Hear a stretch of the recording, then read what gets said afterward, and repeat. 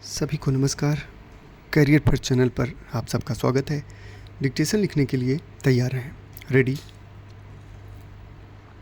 Start.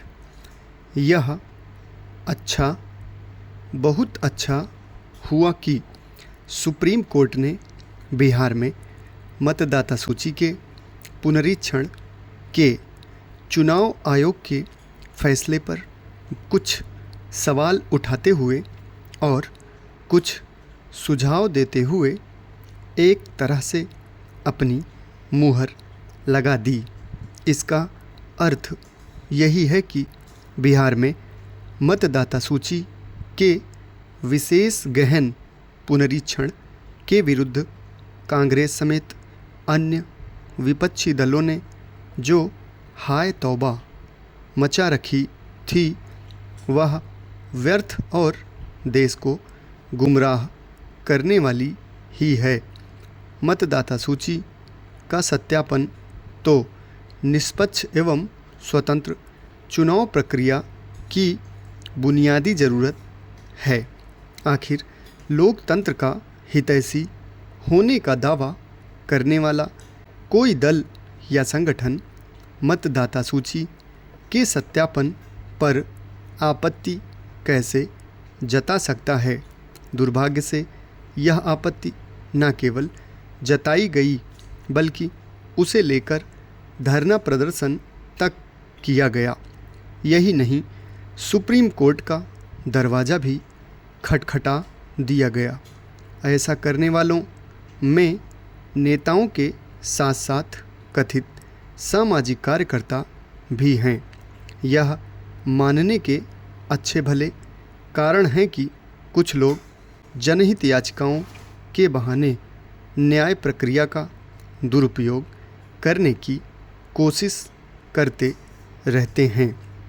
Supreme court को साधुवाद कि उसने इस कोशिश को नाकाम कर दिया और मतदाता सूची के पुनरीक्षण को लेकर दुष्प्रचार कर रहे लोगों को बेनकाब किया। सुप्रीम कोर्ट की टिप्पणियां यह बताती हैं कि मतदाता सूची के पुनरीक्षण का विरोध करने वालों के इरादे नेक नहीं थे और वे कहीं न कहीं यह चाह रहे थे कि मतदाता सूचियों में गड़बड़ी बनी रहे। यह हैरानी की बात है कि जब चुनाव प्रक्रिया में कहीं कोई गड़बड़ी होती है तो विपक्षी दल और चुनाव सुधार के समर्थक चुनाव आयोग पर सवाल उठाते हैं। अब जब चुनाव आयोग एक आवश्यक कार्य कर रहा है तो भी वे उसे बदनाम करने में जुट गए।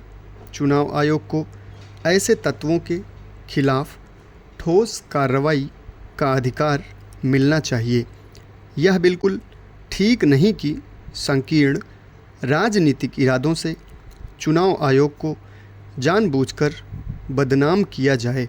बिहार में मतदाता सूची के सघन सत्यापन के मामले में ठीक ऐसा ही किया गया। उचित यह होगा कि सुप्रीम कोर्ट चुनाव आयोग को आवश्यक अधिकार देने के बारे में विचार करे। इसलिए विचार करे क्योंकि उससे अपेक्षाएं तो बहुत हैं, लेकिन उसके पास जैसे अधिकार होने चाहिए वैसे नहीं हैं। इसके चलते कई राजनीतिक एवं चुनाव सुधार अटके पड़े हुए हैं। यह समय की मांग है कि चुनाव आयोग ने जो पहल बिहार में की वह सारे देश में करे। पश्चिम बंगाल में तो ऐसा अनिवार्य रूप से होना चाहिए, क्योंकि यह एक तथ्य है कि इस राज्य में बड़ी संख्या में बांग्लादेशी घुसपैठिए मतदाता बन गए हैं और वे कई क्षेत्रों में चुनाव परिणाम प्रभावित करने की स्थिति में आ गए हैं। यही हालत पूर्वोत्तर के कुछ और राज्यों में भी है। समाप्त। धन्यवाद।